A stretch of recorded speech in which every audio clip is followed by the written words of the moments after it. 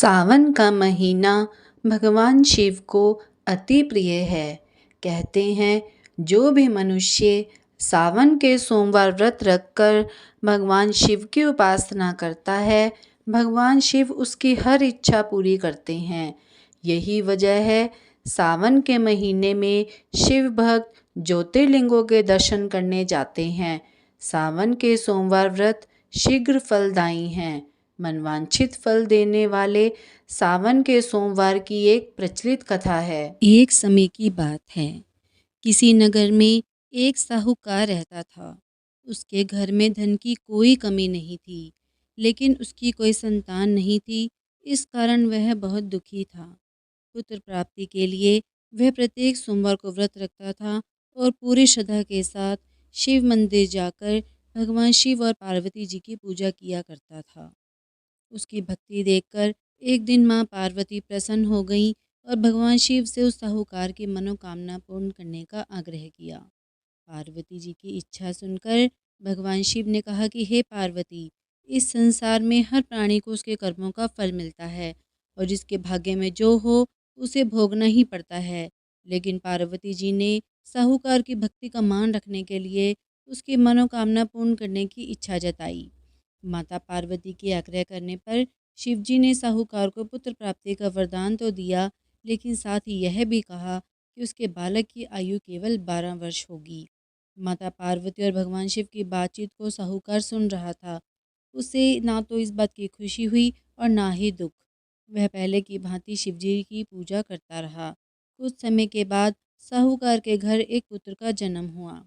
जब वह बालक 11 वर्ष का हुआ तो उसे पढ़ने के लिए काशी भेज दिया गया। साहूकार ने पुत्र के मामा को बुलाकर उसे बहुत सारा धन दिया और कहा कि तुम इस बालक को काशी विद्या प्राप्ति के लिए ले जाओ और मार्ग में यज्ञ कराते जाना। जहाँ भी यज्ञ कराओ वहाँ ब्राह्मणों को भोजन कराते और दक्षिणा देते हुए जाना। दोनों मामा भांजे इसी तरह यज्ञ कराते और ब्राह्मणों को दान दक्षिणा देते काशी की ओर चल पड़े। रास्ते में एक नगर पड़ा, जहाँ नगर के राजा की कन्या का विवाह था। लेकिन जिस राजकुमार से उसका विवाह होने वाला था वह एक आंख से काना था। राजकुमार के पिता ने अपने पुत्र के काना होने की बात को छुपाने के लिए एक चाल सोची। साहूकार के पुत्र को देखकर उसके मन में विचार आया। उसने सोचा क्यों न इस लड़के को दूल्हा बनाकर राजकुमारी से विवाह करा दूं। विवाह के बाद इसको धन देकर विदा कर दूंगा और राजकुमारी को अपने नगर ले जाऊंगा। लड़के को दूल्हे के वस्त्र पहनाकर राजकुमारी से विवाह करा दिया गया। लेकिन साहूकार का पुत्र ईमानदार था। उसे यह बात न्याय संगत नहीं लगी। उसने अवसर पाकर राजकुमारी के चुन्नी के पल्ले पर लिख दिया कि तुम्हारा विवाह तो मेरे साथ हुआ है, लेकिन जिस राजकुमार के संग तुम्हें भेजा जाएगा वह एक आंख से काना है। मैं तो काशी जी पढ़ने जा रहा हूँ। जब राजकुमारी ने चुन्नी पर लिखी बातें पढ़ी तो उसे अपने माता पिता को यह बात बताई। राजा ने अपनी पुत्री को विदा नहीं किया, जिससे बारात वापस चली गई। दूसरी ओर साहूकार का लड़का और उसका मामा काशी पहुँचे।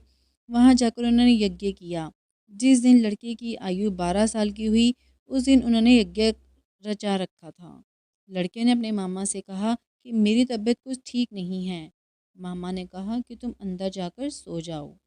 शिवजी के वरदान के अनुसार कुछ ही देर में उस बालक के प्राण निकल गए। मृत भांजे को देखकर उसके मामा ने विलाप शुरू कर दिया। संयोगवश उसी समय शिवजी और माता पार्वती जी उधर से जा रहे थे। पार्वती ने भगवान से कहा, स्वामी, मुझसे इसके रोने का स्वर सहन नहीं हो रहा। आप इस व्यक्ति के कष्ट को अवश्य दूर करें। जब शिवजी मृत बालक के समीप गए तो वे बोले, ये तो उसी साहूकार का पुत्र है जिसे मैंने 12 वर्ष की आयु का वरदान दिया था। अब इसकी आयु पूरी हो चुकी है। लेकिन मातृभाव से विभोर माता पार्वती ने कहा कि हे महादेव, आप इस बालक को और आयु देने की कृपा करें, अन्यथा इसके वियोग में इसके माता पिता भी तड़प तड़प कर मर जाएंगे। माता पार्वती के आग्रह करने पर भगवान शिव ने उस लड़के को जीवित होने का वरदान दिया। शिव जी की कृपा से वह लड़का जीवित हो गया। शिक्षा समाप्त करके लड़का मामा के साथ अपने नगर की ओर चल दिया। दोनों चलते हुए उसी नगर में पहुँचे जहाँ उसका विवाह हुआ था। उस नगर में भी उन्होंने यज्ञ का आयोजन किया।